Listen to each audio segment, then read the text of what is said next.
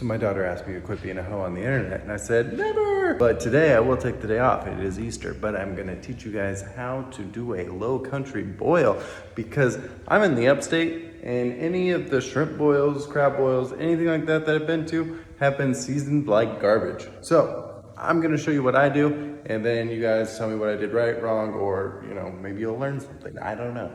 Okay, this is the part I think a lot of people miss out on. I use a lot of juices rather than just water in my crab, shrimp, or crawfish boils. But it should be pretty good and flavorful. So I put a whole thing of apple juice in, and I've realized over time that I like the orange pineapple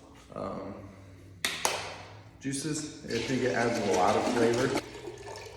Okay, so I put both of those in, and then I'm gonna fill this back up with water, and that should probably get me about where I want my level to be. My water back, and I'm just gonna dump this in. This boil is gonna be shrimp, crawfish, meat, potatoes, pretty basic. My juices are in, my water's in. Next, I'm gonna add 2 oranges cut in half, also 2 lemons cut in half, onion cut in half. I'm probably gonna end up using half this onion powder. I'm gonna use this whole thing of Old Bay. So I'm gonna add like half this paprika. I usually make my own like mixture of a bunch of different spices that I like, but today I'm gonna try That's Money Dude. That's money, dude, but that on a cracker. I know you guys have seen him on TikTok if you're coming across this randomly. But I'm gonna end up throwing in like probably half of this. That's morning, dude. But that on a cracker. Okay, so what we're gonna end up doing is putting the lid on this bad boy.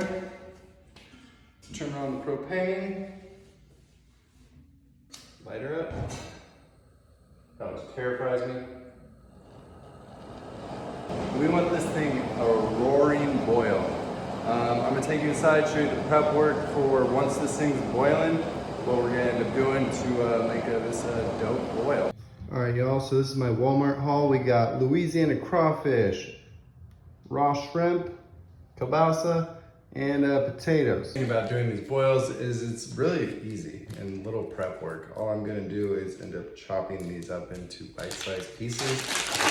The potatoes are I usually leave them at that size. But yeah, so you just cut up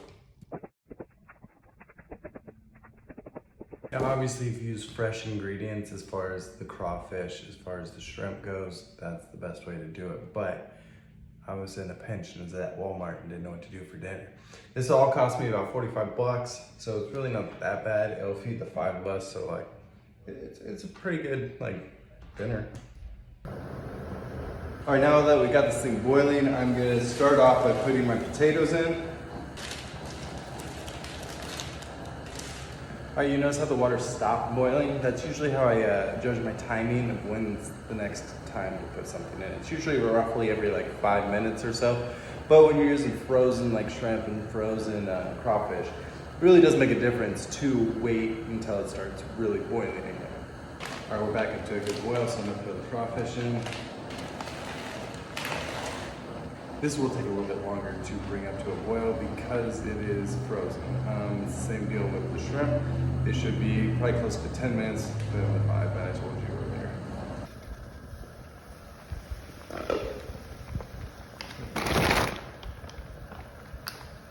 Bye-bye, little buddy. This is so much better fresh, not gonna lie. All right, we are down to the second to the last ingredient, the kielbasa. But the girls inside are like, I can smell the heat, so this might be a spicy batch, but I like it spicy. My kids might not like it. You just want to make sure everything gets cooked. There's one last thing to do. When I started learning how to do boils, everyone said that you need to cool this down. There are 2 different ways that most people do it. You can use ice. You want to throw ice on top. Let that sit for 10, 12, 15 minutes or so, or you can do corn. I like corn because we eat the corn too. So what I do is I buy frozen corn and then put those on top. They said that the coldness from the ice and corn really helps the crawfish soak up the juices from all the seasoning in the water. Now, I'm not gonna lie to you and say I have the best garlic butter recipe or anything like that. So if you have one, let me know. All I do is I add butter, garlic powder, onion powder, and melt it. And then I divide it into 4 containers, 5 containers, how many people are eating. That way they have something to dip.